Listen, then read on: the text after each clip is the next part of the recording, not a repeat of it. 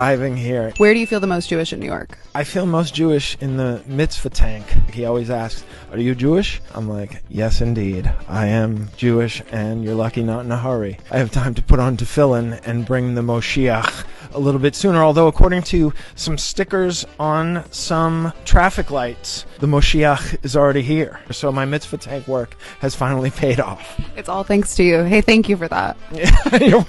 And you're welcome, and enjoy your Moshiach. So, we're going to have to figure out if the guy's right. Is Mashiach here yet? Or are we still doing mitzvahs to bring Mashiach? When we go to the mitzvah tank, are we still trying to bring Mashiach? Or are the light poles right that Mashiach's here already? So we're going to find that out. Because, believe it or not, this week's Parashat Ve'era talks all about the Jews in Egypt. And they got out of Egypt. Everyone here went to Hebrew school? No, you didn't. That's the problem. You didn't know that the Jews got out of Egypt. It actually says in this week's Parsha 4 different statements about getting out of Egypt. That Hashem says, V'hoitzeisi. You ready for this?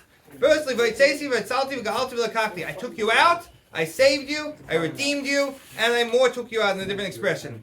So, why are there 4 expressions? Because there's 4 different exiles. Someone help me out. Not exiles like made out of eggs, that's an omelet. Exiles that the Jews were in different countries in a terrible situation. The first one was exile in Mitzrayim. What was the second one? Help me out. Bavel. Number 3.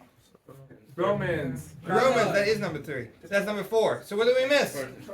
Persians. Thank you. And there's 4 expressions for getting out of all those 4 exiles. And then there's a bonus expression. Ve'evesi. I'll bring you. That's not about getting out. That's about coming to Eretz Yisrael. That one's talking about when we already get out of the Roman exile that we're in right now. The Romans destroyed the Beis Mikdash, and we haven't seen it since. When we get out of that, there's going to be another level of Ve'evesi. We're going to all get to a higher level of Mashiach coming. Now, the Friedrich Rebbe said the craziest thing, that ever since Hashem said those Lashonis about getting out of Mitzrayim, they're already in action. The ball's already rolling. Mashiach's already coming. All those 4 levels of Mashiach, even the 5th level of Evasi, of getting to bonus round Mashiach, is already happening. Does that make sense to you guys? Mashiach's already happening? Let's take a moment to discuss the Talmud. Because everyone here, probably this might be the first piece of Gemara you'll learn today.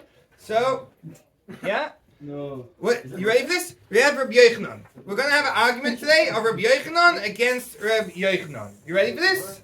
Rabbi Yochanan says that if you light a fire, you guys saw that there's fires in LA, so some people say that some of the fires were lit by people on purpose. So people lit fires, so people have to evacuate their homes, and then they can go and rob the homes. So let me ask you, if they catch one of these guys and like you lit the fires, the guy's going to be like, so they're going to be like, you have to pay for everyone's houses to get rebuilt. He's going to be like, I didn't burn anyone's house. I burnt a tree that happened to be next to a neighborhood in fire season, so it burned down people's house. So Rabbi Yochanan says that actually he is liable, he has to pay for everyone's houses. You know why? Because just like an arrow, if you shoot an arrow at someone, like, boom, you kill him, you're going to be like, oh, I didn't kill him, I just shot an arrow in his direction. Well, the thing that you did on purpose caused an obvious outcome. And once it was an outcome, obviously you're not doing it, it's already out of your hands, but since you got the ball rolling, now it's going to happen whether you like it or not, so therefore you're in charge of the whole thing. So based on that, if Hashem said, you guys are getting out of Golus, the ball's already rolling, and now Geulah is already happening, right? So according to Rabbi Yochanan, Mashiach's already here, like we saw with those stickers on the light post. Now let's look at the other Rabbi Yochanan. When it talks about Tisha B'Av, that Tisha B'Av, the Romans sacked Jerusalem, pillaged it, and destroyed the Beis Mikdash. And the Beis Mikdash continued to burn all the way until the next day, the 10th day of Av. So you know what Rabbi Yochanan says? Rabbi Yochanan says, if it was up to me, I'd actually say we should fast on the 10th day of Av, not the 9th. You know why? Because the 9th, most of the Beis Mikdash was still there. They just lit it on fire. The 10th was when it actually got destroyed, when the fire finished it off. Does that make sense? I thought Rabbi Yochanan was a guy who says, when you start something, now it's considered finished. Apparently he thinks, oh, things only are really finished when you get to the finish line. So what happened to our whole thing about the ball rolling is considered as if we got to the finish line already. So here's the thing. When he said you're lighting someone's lawn on fire, or you're shooting an arrow in the general direction of your good, friendly neighbor, that's a human action. And once you let go of the arrow, once you lit the fire, it's out of your hands. It's going to happen whether you like it or not. When it comes to Hashem, like the Beis Mikdash being destroyed, which is straight from Hashem, nothing's ever out of Hashem's hands. He can always take it back. He can always take it back. So we have a problem over here. Tell me, Mashiach coming. Is that something that I do when I'm bored, or it's something that's from Hashem? Hashem decides when Mashiach comes. So if so, everything's still in Hashem's hands. So who cares that He already said, I'm going to bring you to the promised land, I'm going to bring Mashiach. He could just take it back, no? So here's the thing. He can't take it back. Ooh, I just said something terrible. I just said Hashem can't do something. No one stoned me yet? Really? Come on. Guys, it's a pretty weak crowd. There we go. So why can't Hashem do it? It's like this. You have two false prophets. Let's say you have myself over here and Shner. And we both stand up tomorrow. And I say, I am a prophet of God. And the proof is that the stock market is going to crash tomorrow. And the stock market doesn't crash. And everyone's like, hey, what happened to your prophecy? I'm like, no. You all repented. And God has forgiven you and there was no stock market crash. I can get away with that because anything bad that's going to happen, Hashem is very merciful. And maybe He'll take it back and get rid of it. But Shner's going to stand up and he's going to say, because you're all doing such a great stuff, tomorrow in the basement of Yeshiva, we're going to find a giant pile of gold. And you're all going to be rich. And then the next day, in the basement of Yeshiva, they find a giant pile of leftover fries with too much oil. And they're going to be like, what's with your prophecy? There's nothing he can say because once Hashem says something good, He doesn't take it back. That's the halacha, clear halacha. That's what it says in Rambam. You were learning Rambam, Shner? You should have learned Rambam before that prophecy.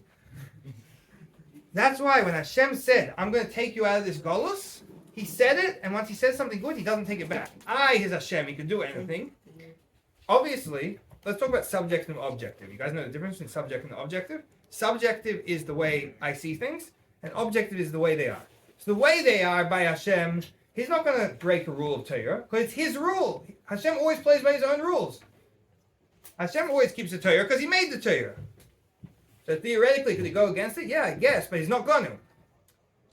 So it's a possibility, but it's something that's not going to happen. So for sure, Mashiach's already coming, because He said it, and He's not taking it back. Let's talk about subjectively, from the viewpoint of Golus. Imagine if you're Golus. Imagine you are in existence in this universe of exile. Yeah? From your perspective, Hashem said that you're gone. You're gone. There's nothing you can do about it. It's done. Hashem said when He took us out of Mitzrayim, all these four and the bonus one, all these will show us a Geulah. I'm going to take you out of this Mitzrayim, I'll take you out of every other Mitzrayim. Mashiach's already coming. The ball's already rolling. Mashiach's already here.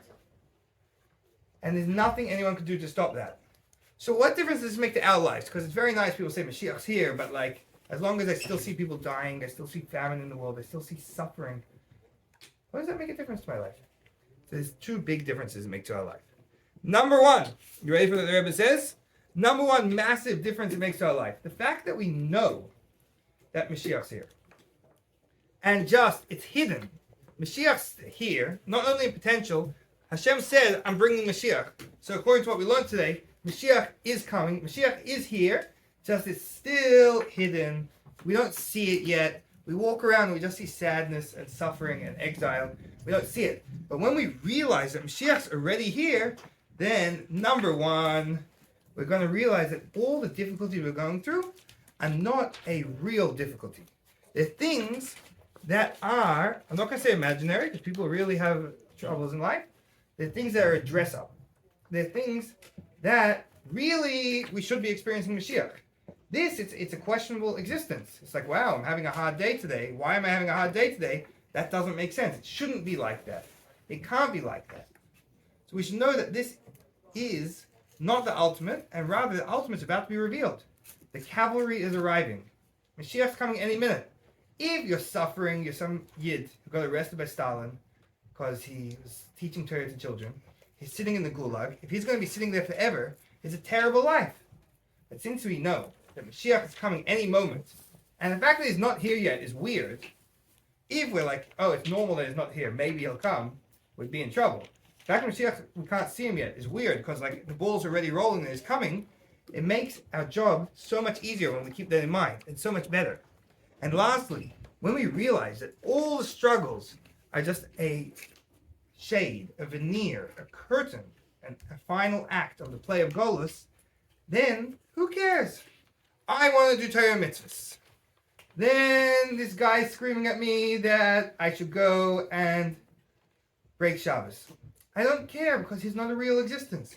And when we realize that, when we start to pick ourselves up out of the Geulah mindset and start to experience Moshiach, then not only are we going to be imagining that, the imagination is the Geulah. Once we stop imagining the Geulah and we start living in a Mashiach-like way, we're going to really experience that, and we'll see how everything in the world really is good, and how Mashiach really is here. We'll start to see it.